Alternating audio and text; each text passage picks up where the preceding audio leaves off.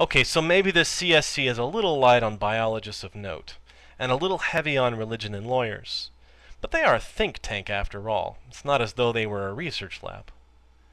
But in 2005, thanks to grants from the CSC, a research lab was born, with strong ties to the Discovery Institute.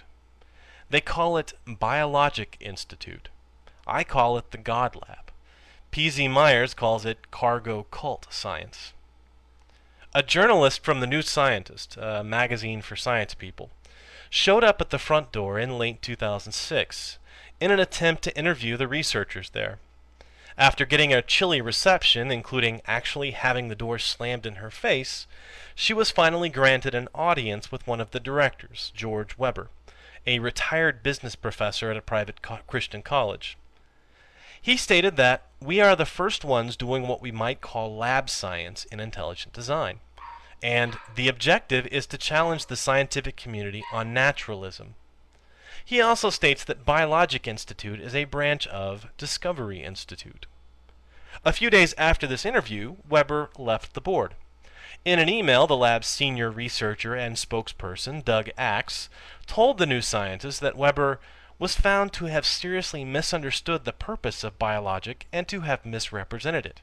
Apparently, he spoke out of turn and was expelled for it. Doug Axe, Ann Gauger, and Brendan Dixon seem to be the core of the Biologic's 9 current faculty. Of the 9 faculty, only 3 have PhDs in a biological science, and 3 were in the movie Expelled as poor victims of scientific establishment.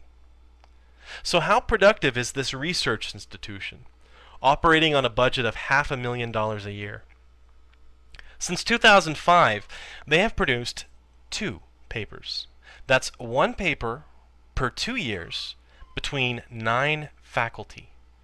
What have they discovered? They wrote a software program that models the evolution of Chinese Han characters as some sort of analogy to protein folding. And Sternberg wrote a philosophical paper on gene-function relationships. Both papers appear in online-only journals, meaning you can't pick up a copy of these articles written on paper. The software program appears to be in a journal with an acceptance rate of 60%. Basically, you pay $1,300 and you get your article published.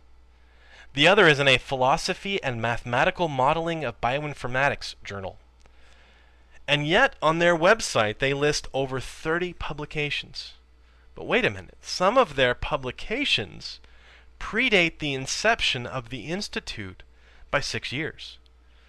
What they've done is claim credit for the faculty's previous work at other institutions, work that has nothing to do with intelligent design. We've addressed the questions of who, what, where, and show me the money. Let's ask the important question of why. Simple. They aren't interested in convincing the scientific world of their position. They don't need legitimate research results. They could care less if they discover any therapies or diagnostics. They are only interested in the illusion, the skin-deep impression of real research, real scientists who have a dissenting opinion of the almost universally accepted views of evolution and common descent. You need look no further than the infamous Wedge document, authored by Philip Johnson at the inception of the Discovery Institute. If you haven't read it, I have a link on the right to the original document, in which a strategy is laid out to bypass the First Amendment protections against state-supported religion. And before I get a comment that a separation of church and state is not mentioned in the Constitution, read the Supreme Court decision of 1878. In the Wedge document, Doug Axe is given the task of creating a research institution for the express purpose of giving scientific legitimacy to the movement. Paul Chien, the marine biologist, is given the task of taking on the entire paleontology community, and the purpose of the organization is clearly spelled out to be religious.